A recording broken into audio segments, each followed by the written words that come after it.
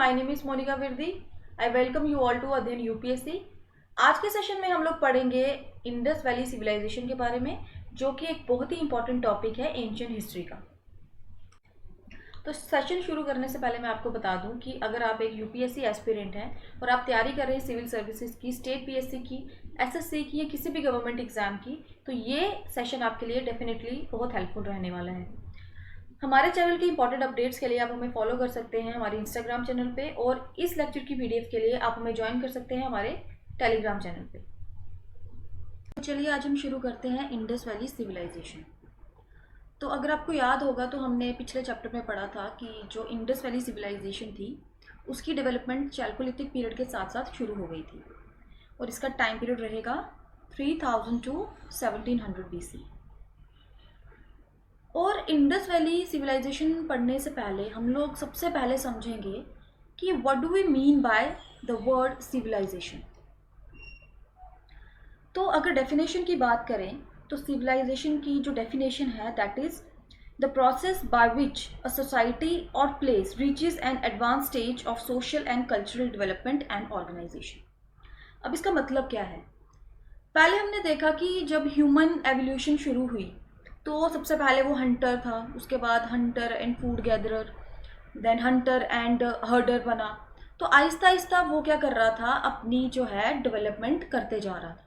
अब हम देखेंगे कि इंडस वैली सिविलाइजेशन में किस तरह से ह्यूमंस ने अपनी सोशल और कल्चरल लाइफ को और एडवांस बनाया। आने वाली जो आगे स्लाइड्स होंगी जब हम पढ़ेंगे तो हम लोग ये सब जानेंगे कि किस तरह से सोशल और कल्चरल लाइफ की डेवलपमेंट इस टाइम पीरियड के दौरान हुई। अगर हम इंडस वैली सिविलाइजेशन की बात करें तो दुनिया की जो सबसे पुरानी 4 सिविलाइजेशंस थी उनमें से एक थी Indus valley civilisation, and the other 3 were Mesopotamian civilisation, Egyptian civilisation and Chinese civilisation. और सबसे इंपॉर्टेंट बात, ये सब सिविलाइजेशंस किसी न किसी रिवर सिस्टम के अलोंग डेवलप थी। जैसे कि जो इंडस वैली सिविलाइजेशन थी वो इंडस रिवर के अलोंग सेटल्ड थी, Mesopotamian along Tigris and Euphrates river system, Egyptian along Nile river system and Chinese along Hwang Ho river system, जिसे हम येलो रिवर भी बोलते हैं। तो देखिए राइट साइड पे एक मैप है जो कि इंडस वैली सिविलाइजेशन को डिपिक्ट कर रहा है। अब देखिए ये जो रीजन है इंडियन सब कॉन्टिनेंट का, ये रीजन है जहाँ पे इंडस वैली सिविलाइजेशन की डेवलपमेंट हुई। ये है रिवर इंडस, ठीक है, ये आप देख रहे हैं ब्लू लाइन में, तो ये रिवर इंडस है, इसके अलोंग ही डेवलपमेंट हुई थी इंडस वैली सिविलाइजेशन की। तो आप देख सकते हैं कि इंडियन सब कॉन्टिनेंट के नॉर्थ वेस्टर्न रीजन में डेवलपमेंट हुई थी इंडस वैली सिविलाइजेशन के। और आगे चलकर हम डिटेल में देखेंगे कि किन किन एरियाज में इंडस वैली सिविलाइजेशन की डेवलपमेंट हुई थी। अगर हम बात करें मेसोपोटामियन सिविलाइजेशन की तो ये प्रेजेंट है वेस्टर्न एशियन रीजन में, और वेस्टर्न एशियन रीजन जो है वो मॉडर्न डे में क्या है, that corresponds to most of Iraq with the eastern parts of Syria and south eastern Turkey. Now will talk about the phases of Indus valley civilisation और Harappan civilisation. तो Indus valley civilisation को 3 phases में divide किया गया है, that were early Harappan phase, mature Harappan phase and late Harappan phase. और इनके time periods क्या थे? अर्ली हड़प्पन फेज का जो टाइम पीरियड था that was 3000 to 2600 BC। Mature Harappan phase का टाइम पीरियड था 2600 to 1900 BC, and late Harappan phase का जो टाइम पीरियड था दैट वाज 1900 टू 1700 BC। और मोस्ट ऑफ द जो अर्बनाइजेशन है, मोस्ट ऑफ द डेवलपमेंट है वो हमें मिलती है मैच्योर हड़प्पन फेज में, और इस सिविलाइजेशन का जो डाउनफॉल था वो शुरू हो गया था लेट हड़प्पन फेज में। अब हम बात करते हैं कि इंडस वैली सिविलाइजेशन को हम लोग हड़प्पन सिविलाइजेशन क्यों बोलते हैं। क्योंकि हड़प्पा वो एक पहली साइट थी जहाँ पे हमें इंडस वैली सिविलाइजेशन के एविडेंसेस मिले थे, तो इसलिए हम लोग इंडस वैली सिविलाइजेशन को हड़प्पन सिविलाइजेशन भी बोलते हैं। तो देखिए इस मैप में आप देख सकते हैं कि इंडस वैली सिविलाइजेशन जो थी वो किस किस एरिया में सेटल थी। तो ये थे Jammu region, Punjab region, northern Rajasthan, Sindh region and almost whole of Gujarat region. और अगर हम बात करें इसकी जो जोग्राफिकल एक्सटेंट था, उसकी बाउंड्रीज के बारे में, यानी कि जो लिमिट्स थी वो क्या थी, तो that were Sutkagendor in Balochistan Pakistan area में, Alamgirpur in Meerut UP in the east, Daimabad in Maharashtra in south and Manda in JNK जो कि नॉर्थ में। तो अगर हम इसको इस तरह से रिप्रेजेंट करें तो नॉर्थ एरिया में आता है मांडा रीजन, साउथ में आता है महाराष्ट्र में जो दैमाबाद रीजन है, वेस्ट में आता है सुदका-गेंदौर in Balochistan Pakistan, and east में आता है यूपी में आलमगीरपुर। तो ये थी इसकी ज्योग्राफिकल बाउंड्रीज। अब हम देखते हैं कुछ important sites Indus valley civilisation की। तो सबसे पहली जो इंपॉर्टेंट साइट आती है दैट इज हड़प्पा, और ये साइट प्रेजेंट है Punjab region of Pakistan. Then the second important site is Mohenjodaro, that is present in Sindh region of Pakistan. Then Chanhudaro, that is also in Sindh region of Pakistan. Then comes Lothal, which is present in Gujarat. Then Kalibangan, which is present in Rajasthan. Banwali, which is present in Haryana. Rangpura Rojdi, that is present in Gujarat. And Dholavira, that is present in Kutch region of Gujarat. अब हम एक बार फिर से map पे जाएंगे और इनमें से कुछ साइट्स को लोकेट करने की कोशिश करेंगे। तो देखिए, सबसे पहली जो साइट आती है दैट इज हड़प्पा, और ये प्रेजेंट है पंजाब रीजन ऑफ पाकिस्तान, कुछ यहाँ पे। Then this is Kalibangan, this is Mohenjodaro, this is Sutkagendor and this is Lothal. अब हम बात करते हैं what were the salient features of Indus valley civilisation. तो सबसे पहला जो फीचर आता है दैट इज टाउन प्लानिंग, और अगर हम टाउन प्लानिंग की बात करें तो उसमें सबसे कॉमन फीचर क्या था, that was grid system. Grid system से हम लोग क्या समझते हैं, that streets cut across one another at right angles.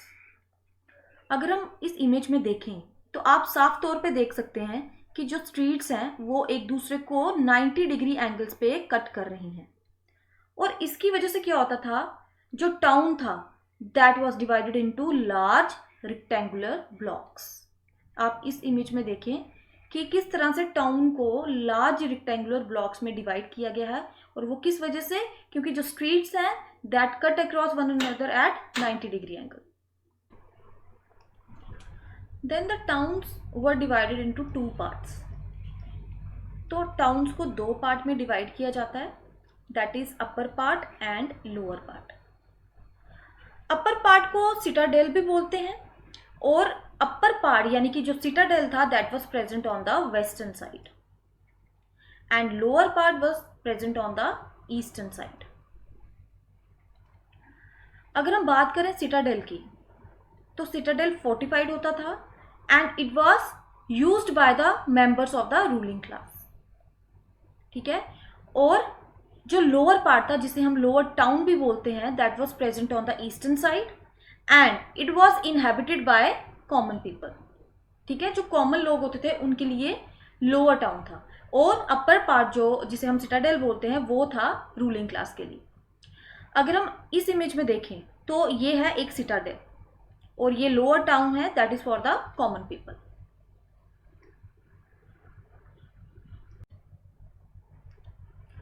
अब हम नेक्स्ट इंपॉर्टेंट फीचर के बारे में बात करेंगे that is underground drainage system. तो मैं आपको बता दूं कि इंडस वैली सिविलाइजेशन में जो ड्रेनेज सिस्टम था that was very impressive and an advanced system. तो अगर मटेरियल की बात की जाए तो बर्न्ड ब्रिक्स का यूज़ करके ड्रेनेज सिस्टम को बनाया जाता था, और in almost every house whether big और स्मॉल, हर एक घर का अपना कोर्टयार्ड था एंड बाथरूम था, and every bathroom was connected to the street drains. ठीक है, हर एक बाथरूम को स्ट्रीट ड्रेन्स के साथ कनेक्ट किया गया था, और जो स्ट्रीट ड्रेन्स थी अगर उनकी बात की जाए तो that was made of mortar, lime and gypsum, यानी कि मोर्टार, लाइम और जिप्सम का यूज करके स्ट्रीट ड्रेन्स को बनाया जाता था, and it was covered with either brick और स्टोन स्लैब्स, और उनको कवर किसके साथ किया जाता था, या तो ब्रिक्स का यूज किया जाता था या फिर स्टोन स्लैब्स का। And it was also equipped with a manhole. तो अगर कुछ प्रॉब्लम आती है ड्रेनेज सिस्टम में तो उसको ठीक करने के लिए मैन होल का प्रोविजन भी था। तो देखिए ये शो करता है कि इंडस वैली सिविलाइजेशन में जो लोग थे they had a sense of health and sanitation. तो इस इमेज में आप देखिए एक मोहनजोदारो में ड्रेन की एक इमेज है, तो आप देख सकते हैं किस तरह से इसको कवर किया गया है विद द स्टोन स्लैब्स।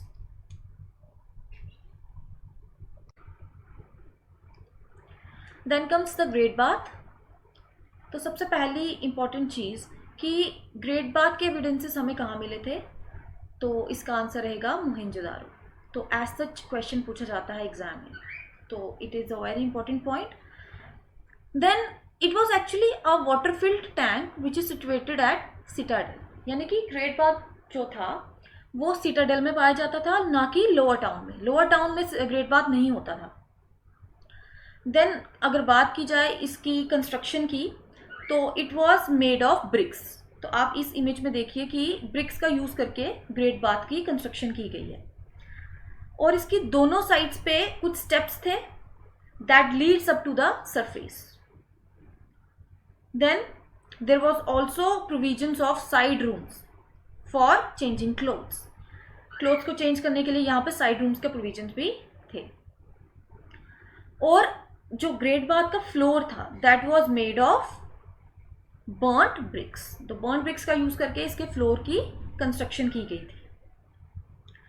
अब इसमें जो पानी भरा जाता था तो उसके लिए वो लोग यूज करते थे अ नियर बाय वेल, यानी कि एक कुएं का यूज करके जो नियर बाय था उसका यूज करके वो लोग इस ग्रेट बाथ में पानी भरते थे। और अगर पानी की जरूरत ना हो तो वो एक आउटलेट होता था इसके कॉर्नर में, जिसके साथ वो इस पानी को ड्रेन भी कर सकते थे।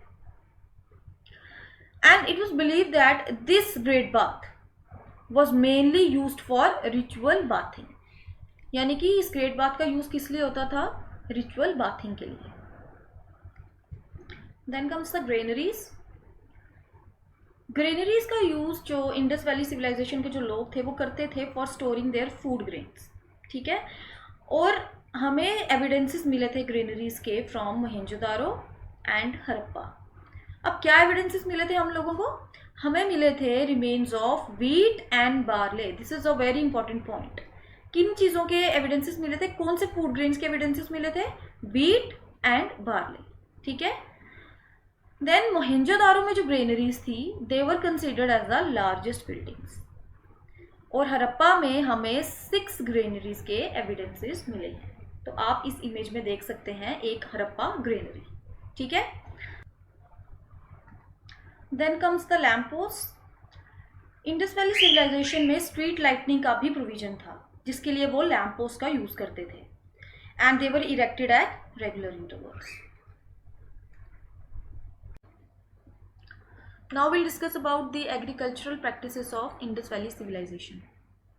तो अगर हम लोग एग्रीकल्चर की बात करें तो हम सबको पता है कि जो इंडस वैली थी वो सेटल थी अलोंग इंडस रिवर। अब इंडस रिवर में जब फ्लड आता था हर साल, तो फ्लड के साथ साथ आता था एल्यूवियम, और एल्यूवियल सॉइल को कंसीडर किया जाता है to be the most fertile soil, ठीक है। और जब एल्यूवियल सॉइल इकट्ठी होती थी along the sides of Indus river, वो सारे रीजन में जब एल्यूवियल सॉइल इकट्ठी होती थी तो वो रीजन बन जाता था to be the most appropriate region for the growth of various types of crops. और इंडस वैली सिविलाइजेशन में जो 2 common types of crops grow की जाती थी वो थी व्हीट एंड बार्ले। तो अब होता क्या था, जब नवंबर मंथ में फ्लड्स रिसीड कर जाते थे then people sowed the seeds. उस टाइम सीड्स को सो कर दिया जाता था, and in the month of April month में, that is before coming of the next flood आने से पहले अप्रैल मंथ में they harvested wheat and barley, ठीक है। तो नवंबर मंथ में वो लोग सीड्स को सो करते थे एंड अप्रैल मंथ में वो क्रॉप्स को हार्वेस्ट भी कर लेते थे। देन अब हमें इसके एविडेंसेस कहाँ से मिलते हैं कि जो इंडस वैली रीजन था वो बहुत फर्टाइल था। अब इसके एविडेंसेस मिलते हैं हमें by the prosperity of the villages and towns, यानी कि जो उस रीजन के विलेजेस और टाउन्स वो काफ़ी प्रॉस्पेर हैं. And the information by the Alexander's historians about the prosperity of Sindh. Alexander के हिस्टोरियंस ने भी एक इंफॉर्मेशन दी है कि जो सिंध रीजन था that was very fertile and it was very prosperous region at that point of time. Indus valley civilisation में हमें कोई भी ट्रेस नहीं मिला है प्लोशेयर का. अब प्लोशेयर को हिंदी में क्या बोला जाता है? हल. और हल खेतों को जोतने के काम आते हैं. तो हमें इंडस वैली सिविलाइजेशन में प्लोशेयर का तो कोई भी एविडेंस नहीं मिला, बट हमें एविडेंसेस मिले हैं प्लोड फील्ड के, यानी कि खेतों को जोता गया था. और वो एविडेंसेस हमें मिलते हैं कालीबंगन एरिया से. तो this is a very important point. अब ये रीजन हो सकता है कि they would have used wooden ploughshare. Wooden ploughshare का यूज किया होगा उन लोगों ने, जो कि टाइम के साथ डिग्रेड करके. ठीक है. देन अब ये भी हमें नहीं पता है कि whether these ploughshares were drawn by man or by oxen. ठीक है. और they may have used stone sickles, यानी कि स्टोन सिकल्स का यूज करके उन्होंने क्रॉप्स को हार्वेस्ट किया होगा. ठीक है. Then what about irrigation. अगर हम लोग इरिगेशन की बात करें तो बलूचिस्तान एरिया में और अफगानिस्तान एरिया में किसका यूज किया जाता था? नालाज और गबरबंस which is enclosed by dams. तो डैम्स को बना के वो लोग क्या करते थे? पानी को स्टोर करते थे और इस तरह से वो इरिगेशन करते थे. लेकिन हमें चैनल और कैनाल इरिगेशन, यानी कि कैनाल इरिगेशन के हमें कोई भी एविडेंसेस उस टाइम के नहीं मिले. अब हम बात करेंगे डोमेस्टिकेशन ऑफ एनिमल्स की. इंडस वैली सिविलाइजेशन में किन एनिमल्स की डोमेस्टिकेशन की जाती थी और कौन से एनिमल्स की वो नॉलेज रखते थे? तो जो एनिमल्स को वो डोमेस्टिकेट करते थे वो थे oxen, buffaloes, goats, sheeps and pigs. और हम्प्ड बुल की भी वो डोमेस्टिकेशन करते थे और इसके बहुत से एविडेंसेस हमें मिले हैं in the form of seals. अब सील्स क्या होती हैं वो मैं आगे चलकर आपको बताऊंगी. देन डॉग्स एंड कैट्स को वो एज ए पेट रखते थे और इसके बहुत सारे हमें साइंस मिले हैं उनके फीट के बहुत सारे एरियाज में. ठीक है. देन कैमल और एस को, यानी कि डोंकी को वो यूज करते थे वेट उठाने के काम के लिए. और बहुत ही इंपॉर्टेंट पॉइंट यहाँ पे आता है कि हमें हॉर्स के एविडेंसेस मिले हैं फ्रॉम सुरकोटाडा. बहुत सारे एविडेंसेस हमें नहीं मिले हैं, हमें कुछ ही एविडेंसेस मिले हैं हॉर्स के, वो सुरकोटाडा से और 2000 BC के आसपास. देन जो हरप्पन्स थे दे न्यू एलिफेंट एंड राइनोसिरोस, यानी कि एलिफेंट और राइनोसिरोस की भी वो नॉलेज रखते थे. Then there is a similarity of Harappans with Sumerian cities of Mesopotamia, यानी कि हरप्पन सिविलाइजेशन में और मेसोपोटामियन सिविलाइजेशन में काफ़ी सिमिलैरिटीज थी, जैसे कि same food grains production and same animals domestication. जो फूड ग्रेन्स की प्रोडक्शन हरप्पन सिविलाइजेशन में की जाती थी वही की जाती थी मेसोपोटामियन सिविलाइजेशन में, और सेम एनिमल्स की डोमेस्टिकेशन की जाती थी मेसोपोटामियन सिविलाइजेशन में. बट डिफरेंस कहाँ था? हरप्पन्स इन गुजरात एरिया में हरप्पन्स जो थे वो करते थे राइस की production and domestication of elephant, but ऐसा कुछ भी मेसोपोटामियन सिटीज में नहीं था. Now will discuss about crafts. और सबसे पहले हम लोग बात करेंगे टेक्सटाइल्स की. तो हरप्पन्स वर द फर्स्ट और the earliest to produce cotton. ठीक है. और इसके एविडेंसेस हमें कहाँ से मिले हैं? मोहेंजोदारो से. ठीक है. तो कॉटन के एविडेंसेस हमें कहाँ से मिलते हैं? मोहेंजोदारो से. तो ये बहुत ही इंपॉर्टेंट पॉइंट है, एग्जाम में ऐसा क्वेश्चन पूछा जाता है कि कॉटन के एविडेंसेस हमें इंडस वैली सिविलाइजेशन में कहाँ से मिलते हैं, तो उसका आंसर रहेगा Mohenjo-daro. Then spindle wheels were used for spinning and weavers were present. They weave clothes from wool and cotton. तो weavers क्या करते थे? कॉटन और वूल का यूज करके वो क्लोथ्स बनाते थे. What were the other crafts at that point of time? They were bricklaying, masons, boat making, seal making and terracotta manufacturers. ठीक है. And another important artisan group was goldsmiths. तो गोल्डस्मिथ्स क्या करते थे? They made jewellery from gold, silver and precious stones.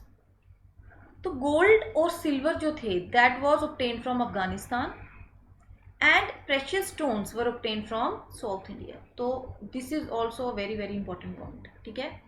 Then they were also involved in bead making and they also exported. ठीक है. बीड को भी बनाते थे, बीड्स बनाते थे एंड उसको एक्सपोर्ट भी करते थे. Then for pottery making, potter's wheel was used. Very important point. ठीक है. और जो पॉटरी थी उस टाइम पे उसके बहुत ही यूनिक कैरेक्टरिस्टिक्स थे, वो ग्लॉसी और शाइनिंग थे. तो ये कुछ इमेजेस हैं जिसमें कि आप देख सकते हैं कि इंडस वैली सिविलाइजेशन के टाइम पे पॉटरी कैसी होती थी. ये एक परफोरेटेड पॉट है जिसमें कि बहुत सारे होल्स हैं. Then these are some utensils, these are some ornaments used by them. और ये एक डांसिंग फीमेल फिगरीन है जिसमें कि आप देख सकते हैं कि एक फीमेल है जो कि डांसिंग पोस्चर में खड़ी है and it was discovered in Mohenjo-daro. ठीक है. This is also a very important point.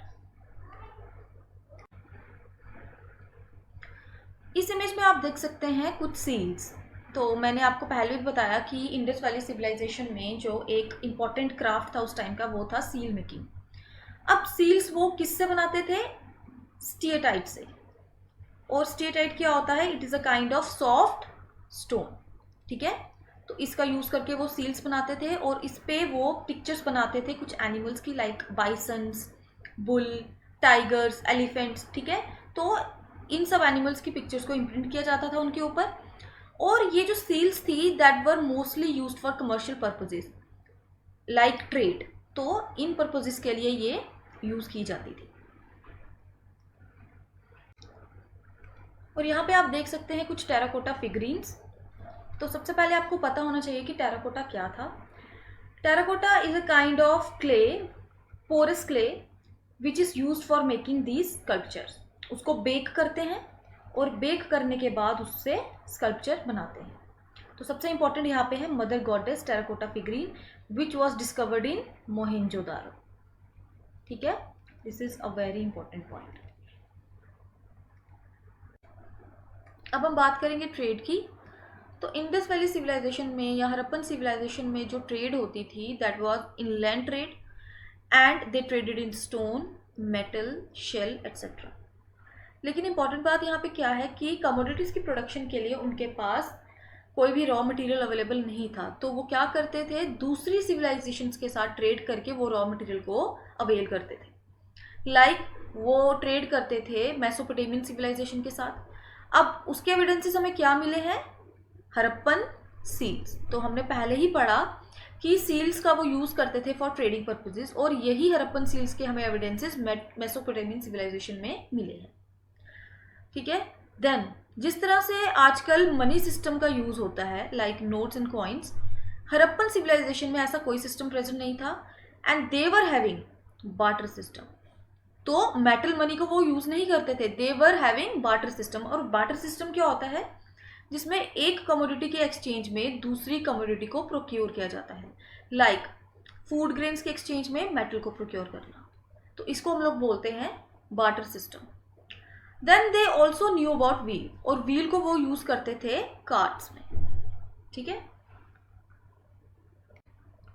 अगर बात की जाए रिलीजियस प्रैक्टिसेस की तो बहुत सारे ऐसे एविडेंसेस मिले हैं जिससे कि पता चलता है कि इंडस वैली सिविलाइजेशन में या हरप्पन सिविलाइजेशन में जो लोग थे they were also performing religious practices. और वो एविडेंसेस क्या थे? Chief female deity and the male deity. तो सबसे पहले अगर हम फीमेल डीटी की बात करें तो हरप्पा से बहुत सारे टेराकोटा फिगर्स मिले हैं वुमेन के. और इनमें से एक टेराकोटा स्ट्रक्चर में क्या डिपिक्ट किया गया है? एक प्लांट जो कि ग्रो कर रहा है out of the embryo of woman. और ये टेराकोटा फिगर क्या रिप्रेजेंट करता है? गॉडेस अर्थ. ठीक है. तो इसका मतलब ये कि हरप्पन सिविलाइजेशन में जो लोग थे अर्थ को वर्शिप करते थे. Then this goddess was connected with the origin and growth of plants. तो मेल डीटी की अगर बात करें तो मोहेंजोदारो से एक सील को डिस्कवर किया गया था जिसे कहा जाता है पशुपति सील. तो ये इमेज है पशुपति सील की. अब इस पे क्या रिप्रेजेंट किया गया है? The male deity having 3 horned head. तो आप इस सील में देख सकते हैं कि मेल डिटी को रिप्रेजेंट किया गया है with 3 horn head and he sits like a Yogi in A cross leg position. ठीक है, तो क्रॉस लेग पोजिशन में बैठे हैं। और कौन कौन से एनिमल्स को रिप्रेजेंट किया गया है सील में? Animals like elephant, tiger, rhinoceros and buffalo. And 2 deers are under his stool, तो स्टूल के नीचे 2 डेयर्स को भी रिप्रेजेंट किया गया है। देन जो मेल डिटी है सील में, उनको आइडेंटिफाई किया गया है एज पशुपति महादेव और प्रोटो शिवा। इनके अलावा जो हरप्पन्स थे, they also worshipped nature like trees, animals etcetera. तो ये बहुत ही इंपॉर्टेंट पॉइंट है कि जो हरप्पन्स थे डीटीज के अलावा वो नेचर को भी वर्शिप करते थे, like trees, animals etcetera. Harappan civilisation में जिस स्क्रिप्ट का यूज किया जाता था उसे बोला जाता है पिक्टोग्राफिक स्क्रिप्ट। अब इस स्क्रिप्ट में क्या करते हैं, वर्ड्स की जगह स्मॉल पिक्चर्स का यूज किया जाता है। और एक यूनिक फीचर है इस स्क्रिप्ट का, वो ये है कि it was written from right to left in one line and then left to right in another and so on.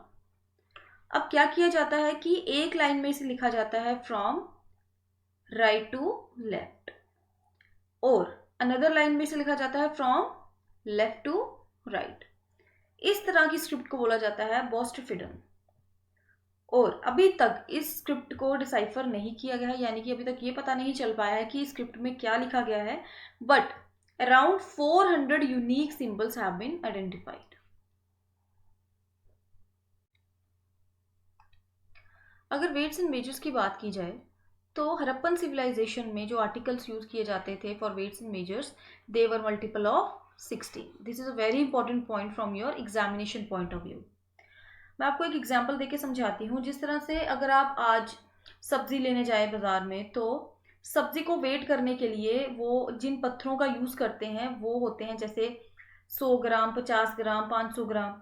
तो वो सारे के सारे क्या है, they are multiple of 10। But Indus valley civilisation में जो आर्टिकल्स होते थे वेट्स एंड मेजर्स के लिए, वो थे मल्टीपल ऑफ 16, लाइक 16, 64, 460, 320 एंड 640। अभी तक हमने पढ़ा कि what were the salient features of Indus valley civilisation, किस तरह से हरप्पन सिविलाइजेशन के लोगों ने अपनी सोशल और कल्चरल डेवलपमेंट की। लेकिन अब हम देखेंगे what were the possible reasons of decline of Indus valley civilisation.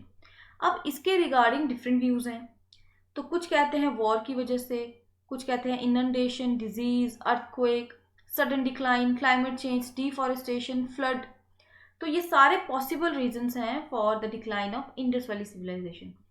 और राइट साइड पे वो पर्सनैलिटीज हैं जो कि इन थ्योरीज को एडवोकेट करती हैं। बट इनमें से कोई भी ऐसी थ्योरी नहीं है कि जो क्लियर कट हमें बता सके कि what was the actual reason of decline of Indus valley civilisation.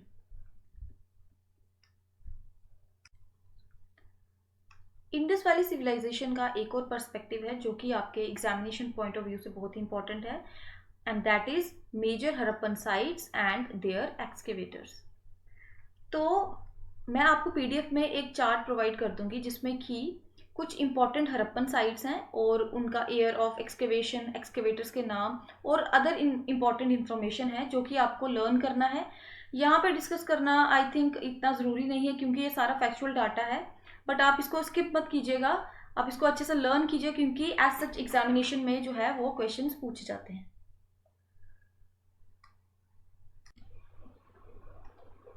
आज के सेशन में बस इतना ही। अगर आपको वीडियो अच्छी लगी तो प्लीज़ लाइक कीजिए, शेयर कीजिए अपने फ्रेंड्स के साथ और चैनल को सब्सक्राइब कीजिए और बेल आइकन को प्रेस करना ना भूलें ताकि कोई भी इंपॉर्टेंट अपडेट आप हमारी साइट से मिस ना करें। तो मिलते हैं अपनी नेक्स्ट वीडियो में। Till then take care and thank you so much for watching the video.